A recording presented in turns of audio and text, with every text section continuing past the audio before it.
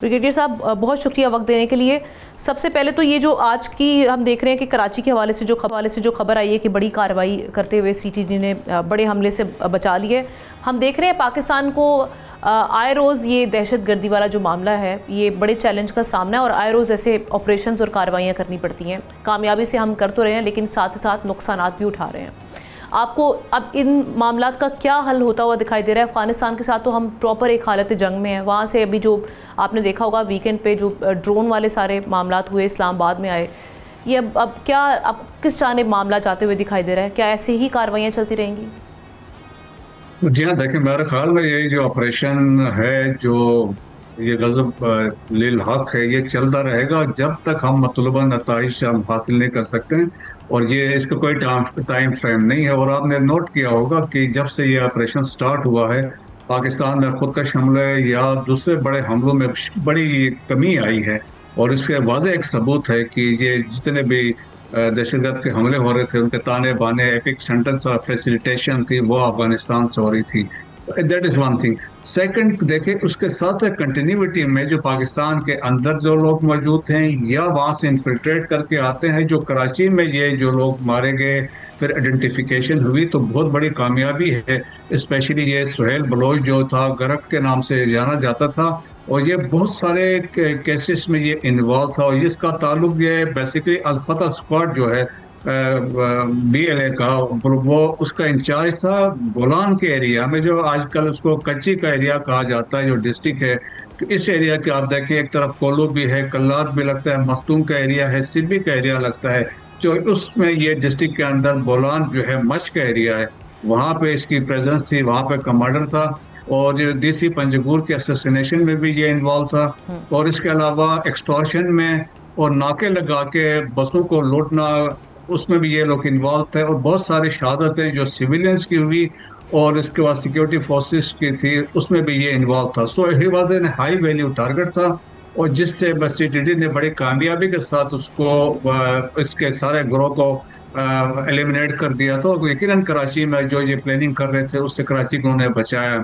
और यकीनन ये एक सीरियस सेटबैक है और एक कामयाबी हम कह सकते हैं कि सिक्योरिटी फोर्सेस की है। यकीनन जो है, चाहे आपकी कामयाबी दो मामला बलूचिस्तान, हैं, एक तो हो गया अफगानिस्तान की जानिब से दहशतगर्दी का मामला और दूसरा ये चैप्टर है जो सेपरेटिस्ट ग्रुप हैं बलूचिस्तान के, जो अब एक्टिवली हम देख रहे हैं कि ऐसी दहशतगर्दाना कार्रवाइयों में मुलव्वस हैं।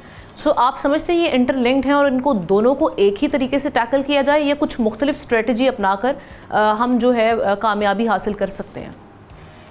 मैं बिल्कुल देने के पहले तो ये प्रोपेगेट किया गया कि ये जो फितना और हिंदुस्तान है एक नजरियाती है, एक एथनिक है और इनका डिफरेंट एंगल है, सेपरेटिस्ट है, ऐसा नहीं है।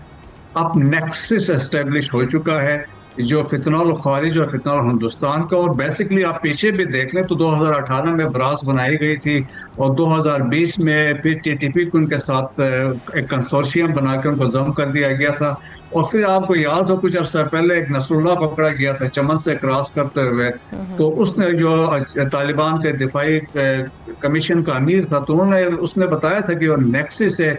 उसकी जो फैसिलिटेशन क्रॉसिंग जो कराई थी वो BLA मजीद ब्रिगेड वालों ने करवाई थी। फिर उन्होंने ये भी बताया था जो उनके आपस में कोऑर्डिनेशन, सो नेक्सिस है, सो दे आर वन। और बेसिकली देखें प्रॉक्सीज हैं, प्रॉक्सीज मास्टर प्रॉक्सी तो अफगानिस्तान है, अब पीछे इंडिया है, इनको पैसे मिल रहे हैं। और अभी आप देखें रिसेंटली एक और जो डेवलपमेंट हुई है, BLA आज़ाद के नाम से हरबियार का ग्रुप भी एक्टिव हुआ है बलूचिस्तान में। चंद ऐसे वाकयात उन्होंने किए हैं और वो इस मौके से फ़ायदा उठाना चाहते हैं जो ईरान में डेवलपमेंट है, जो वहाँ पे जंग जारी है और वो चाह रहे हैं कि इजराइल इनकी मदद करे। उन्होंने अपनी सर्विसेज ऑफर कर दी हैं हरबियार मरीन ने कि हम ये मौके से फ़ायदा उठा के ग्रेटर बलूचिस्तान की बात है, उन्होंने कहा आप ग्रेटर इसराइल की बात करते हैं, हम ग्रेटर बलूचिस्तान की बात करते हैं।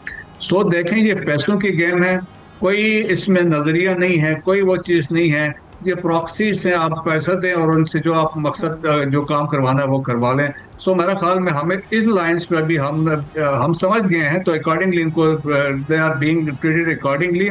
اور پاکستان جو سیکیورٹی فورسز جو انٹیلیجنس بیسڈ آپریشن افغانستان کے اندر کر رہے، چاہے وہ کندہار ہے یا کابل ہے، پکتیا ہے، ننگہار ہے، ہیلمند میں یا کہیں بھی ہوں گے، یہ وہ ٹیررسٹ آرگنائزیشنس ہیں جو ان کے ہائیڈ آؤٹس ہیں، ان کے فیسیلیٹیشن سینٹرز ہیں، ان کے ٹریننگ سینٹرز ہیں یا لانچنگ پیڈس ہیں، یا جہاں سے ان کو مدد ملتی ہے طالبان رجیم کے انسٹالیشن سے، جو جس طریقے سے ابھی جو اسٹرائکس کل ہوئی ہیں وہاں پہ ایمونیشن ڈم میں کابل میں جو ہوئی ہے، اور جس کو انہوں نے پروپیگیٹ کیا تھا کہ یہ کوئی ایک ریہیبلیٹیشن سینٹر تھا، وہ پروپیگیٹ اب وہ بھی مس فائر ہوا ہے، اور انہوں نے وہ ٹویٹ ہی افغان طالبان رجیم نے ڈیلیٹ کر دی ہے، کیونکہ پاکستان نے فیکٹ چیک کیا اور ثبوت سامنے لے کے آیا کہ جو امید ہاسپٹل ہے وہ انٹیکٹ تھا، جو پاکستان نے اسٹرائکس کیے تھے وہ ایمونیشن ڈم تھا، فونکس کیمپ کے اندر وہ ڈم تھا، دیٹ واز ٹارگیٹڈ اور اس کو ایلیمینیٹ کیا تھا، کیونکہ سیکنڈری جو ایکسپلوژنس جو دیکھی گئی تھی کیونکہ وہ ایک ایمونیشن ڈم تھا۔ سو دیکھیں یہ 5th جنریشن وارفیئر ہے،